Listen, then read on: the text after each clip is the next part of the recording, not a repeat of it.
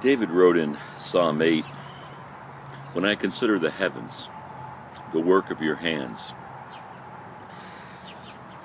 Interesting today that there is not much consideration of the heavens. I'm not speaking about heaven where the Lord dwells, although that is also something that is not considered enough today. I'm talking about the planets, the stars, the moon that God has set in place. Last week when we watched the fireworks on the 4th of July, clear night here on Long Island, and we were invited to a kind of a private private display. There was only about a dozen of us there on someone's property.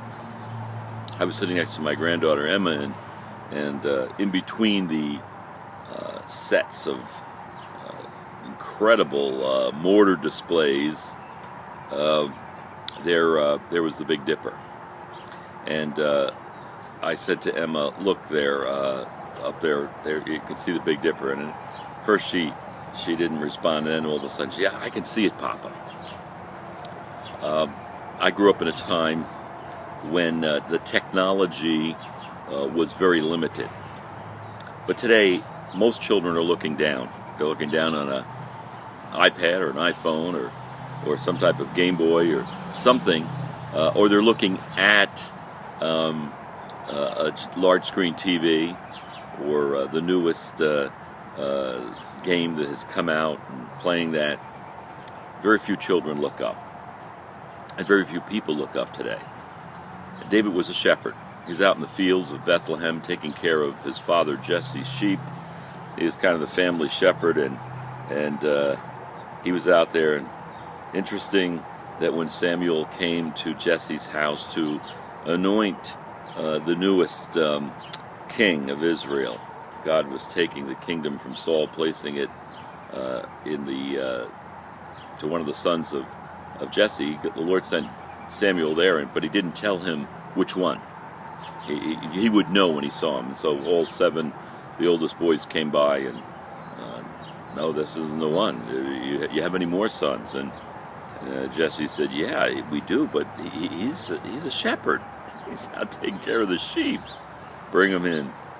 And David walked into the home that day there in Bethlehem, and Samuel let out those infamous words, "Behold, the Lord's anointed," went up to David, broke the flask of anointing oil over him, and David was anointed king over Israel. He was the most qualified because God said he was seeking for a man after his own heart. Now we know David loved the Lord. That love for the Lord was cultivated by his work as a shepherd out there in the fields. Nights were especially lonely for the shepherds. The sheep would sleep.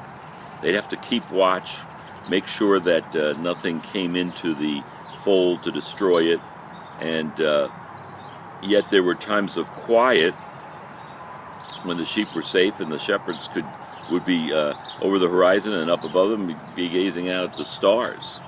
And so probably Psalm 8 along with Psalm 23 was written out there in the fields of Bethlehem.